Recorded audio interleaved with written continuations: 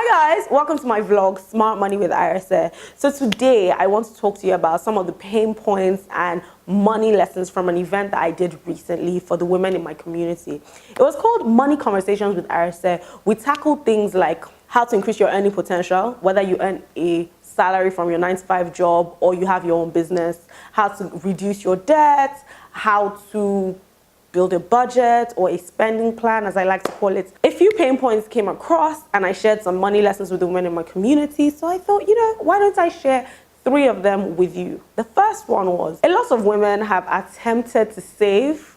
So they say things like, oh, I had savings and then I was saving and saving and saving and I got to a point where, boom, I spent it all. So I feel like I don't know how to save, so teach me. I always find that question so funny because I'm like, bruv, it's mostly about discipline. But I realized something. Most people make a mistake. They have one savings account for everything. So their savings are not targeted. Let me explain. You have one savings account because you've heard that it's good to save.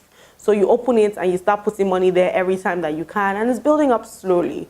But the problem is that account is for, oh, my rent is due in 6 months. I want to buy a car next year. I'll buy land one day. Emergencies is all coming from one account. So it's almost like you're saving with no purpose. So you're most likely going to fail when it comes to your savings goals, because if they call you from the village, Lagbaja says she wants XYZ, it's from that account. Oh, you want to save towards a car, that's the account you're looking at. Your rent comes, you take money out, the balance reduces, it discourages you. But it would be different if you had one account for different savings goals, right? So one account towards your rent, that way it keeps you accountable. When you're 3 months in, I need another 500,000 naira to be able to get to my goal. It's clear. I want to buy land in 2 years, but to be able to do it, I need to put 50K aside every month to get to my goal. It's clear. This way your money is more, you're dealing with your money in an intentional way, because you understand that you have limited resources and you have to be able to allocate them efficiently. So stop putting all your savings in only one account. Create multiple accounts for your different savings goals. So the second pain point that I found that a lot of the women struggled with was pricing strategy. Now let me explain. You come up with an idea, it's fantastic, and then you think, how much do I charge for it? There's several ways to come up with your pricing strategy, but I'll talk about 2 main, ways. One can be like premium pricing, where you think, you know what, I'm going to charge a premium, or it's going to be expensive relative to the market value because I'm creating extra value in terms of the product or the service that I offer. On the other hand, you can say, you know what, I want a low entry level type of pricing strategy, which means you've looked at the market, you've looked at your competitors, and you've decided, you know what, I want to undercut them so that I can get their customers. Now, the problem with these 2 things, or in fact in general, is that one, I found that most women, they have the idea and then they basically pull their price out of a hat. It's not based on any significant factors or assumptions. For example, one of the ladies was like, oh, I really want to start putting together events that talks to young women about XYZ, right? But I live out of Lagos and I feel like people in the city that I live in don't have the same purchasing power as the people in Lagos. So all these events that you guys do, the workshops, the seminars, I don't feel like I have a community of people who will pay these prices, which is fair enough. You have to put those factors into consideration. She now mentioned that she had done an event, and maybe she charged, let's say, 2K or 5K, right? So that it could be affordable. So I asked her, what informed your pricing? She was like, I just wanted to make it cheap enough for people to be able to afford to attend. When we're scared to charge, or when we don't charge appropriately, it usually stems from a place of fear. We're thinking, maybe they will say it's too expensive. Who am I to be charging these prices? But you need to, first of all, forget about that fear. Second of all, you need to think through the factors that affect your pricing. What's it going to cost to market the event? what's the cost of production? So things like venue, food, drinks, administrative costs. Am I going to get people to sort of come and help me on the day? How much am I going to pay them?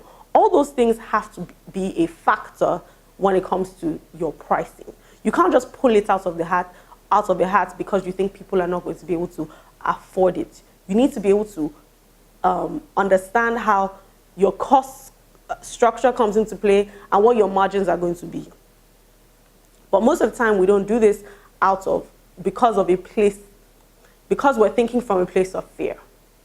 Again, with premium pricing, I feel like you need to be able to articulate the value that your customer is going to get. You can't just say, oh, Arese said I should get out of my comfort zone, I should not be afraid to charge, so I'm just going to charge a high price and they will take it or leave it. Listen, if your product or service is trash, then you have to charge trash prices. If your product or service is premium, then you have to be able to articulate that to your customer. So basically, they have to believe in the value that you're providing. Now, the thing is, you have to know the difference between the people who are your customers and the people who just like what you do. So I'm always saying to people, like, social media tends to confuse us. The people who give you likes and they comment on your posts about your business, they might be inspired by you and all of that, but if they're not people who can pay for your goods and services, they are not your customers. They may be a part of your community, but they're not your customers, right? Your customers are people. Sometimes it's not that it's too expensive. I don't even feel like there's anything like, when you say something is too expensive, what you're saying is that it is not worth the price that has been put there. When something might be above your targeted audience's pay grade, which means their income cannot support the purchase. So there are two different things. So you're looking for people who can afford it or can make the sacrifice to make the purchase because they see that what you're providing is going to be a solution to a pain point that they have, right? But you need to be able to articulate this value to your potential customers. Which brings me to my next point. Women especially, y'all give up too easily. You come up with an idea, you plan it out, you have your marketing strategy, your customer acquisition strategy, you figure out what it's going to cost you to produce, distribution is all mapped out. You have your business plan, you're like, this idea is solid, all the people I've spoken to have said it's solid.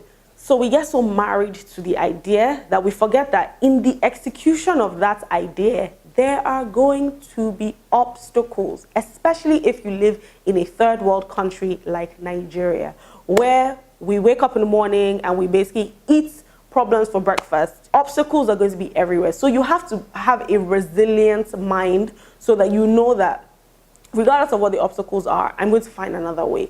We give up too easily. So somebody comes up with an idea, they put a price, they market it on social media, and then there are no buyers. What most people do is they shut down or they start giving excuses. They shut down and say, hey, maybe this idea is not right. So maybe I charge too much for it. Maybe they're saying no because they don't like me. We make it about all these different emotional things instead of thinking through the problem and refining our strategies. So for example, with me, people tell me no all the time. Investors, customers, but to me, no doesn't mean no. No means maybe later. No today, but yes in the future, right? I don't take it personally, but it drives me. When I pitch something to someone and they say no, one of the first questions that I ask is, I'm a human being, so obviously maybe I might be like, I was really banking on that yes, and it didn't come. So for a second or a few seconds, I'm like, okay, that's disappointing. But the next thing that I'm moving on to is why. Why is this potential investor in my business or my project saying no to me? Why?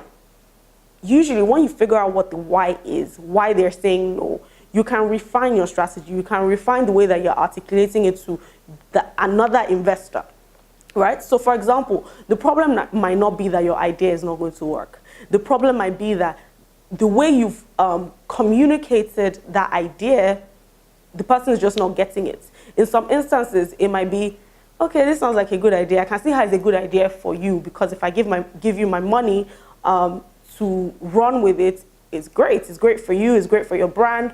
But I don't see the value proposition for me or for my company, right? So in those cases, what you have to do is refine what that value proposition is, right? How do I get the other person to buy into this idea in a way that they see that it is going to help them grow their business or improve their brand equity or whatever it is? Sometimes it's a customer. They've said no to you today. Why? Maybe their income cannot support it. Maybe they're not really buying into the idea that this product or service would actually work for their particular problem.